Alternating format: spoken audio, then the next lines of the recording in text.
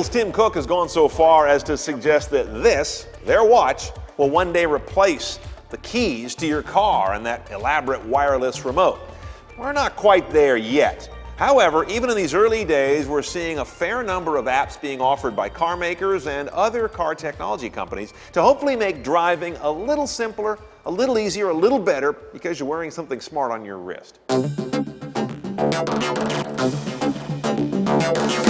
BMW's iRemote was the first Apple Watch car app we ever saw. It came out on the debut day of the watch, and it works with the company's i line of highly electrified vehicles. You can do what is basically telematics that you're used to on your phone, but now on your wrist. Check the charge of your car, lock the doors, unlock the doors, get guidance back to where you parked it, precondition the climate. You can do that easily because it's an electric car. It doesn't really need to start the engine in any sense. And you can also see how the charge is going to map out to where you might want to go. The car will even, through that watch app, suggest the best time to leave to use the least electricity to get there. But again, not really anything you couldn't do on your phone already. Ditto for Porsche's app, which is the same basic basket of telematics, although it works in a broader, more conventional array of their cars. They apply it to Cayenne, Macan, and a few others, as well as their 918 hybrid supercar, but we're basically still in the telematics area. Hyundai's Blue Link app is actually on Android first, since that was the first smartwatch platform of any scale, but as of our show today, it's still in the process of being ported to Apple Watch. Now, Automatic's a popular app you put on your phone. It talks to an OBD2 wireless dongle you stick up under your dash. And it gives you all kinds of information about your trips, your driving style for economy or safety, also where you parked your car and which trips you want to tag as expensible for business. Now, in terms of their watch app, they've chosen to keep things pretty lean and taken just those last two functions, where's my car, and tag this trip as business expense, and port those to the watch as the primary functions. They can bring everything there, they're just not sure it all belongs here, which I think is good savvy restraint.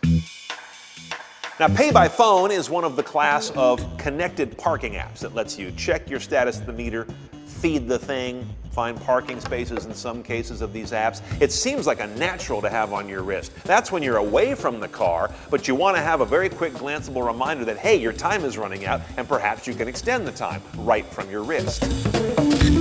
Now, you don't have to buy a new car to use Apple Watch with it. Add-on telematics makers like Viper, for example, know that porting their existing phone apps to Apple Watch is a sexy headline, allowing you to go to your wrist to unlock, precondition, or get the location alerts about your car that you already can get on their phone app, and command a lot of these things by voice. Again, not new, but different.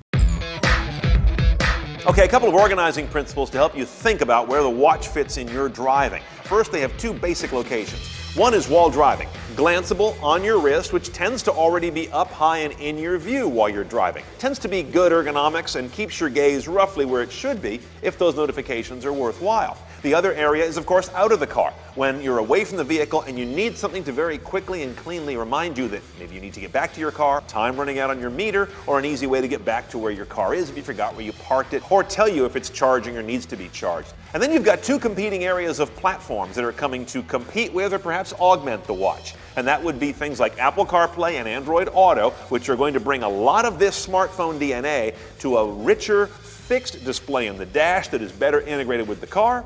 You've also got to keep an eye on head-up display, which car makers are going headlong to adopt. And that can give you an extremely elegant presentation of information right where your glance already is and should be, and again, highly integrated to the vehicle. Either way, the watch is showing some early legs for the driver, but as with most of its modes that it's promising, it is yet to promise that it is better, not just different, from how we're doing things now. More car tech demystified right now at CNETOnCars.com. Click on Car Tech 101.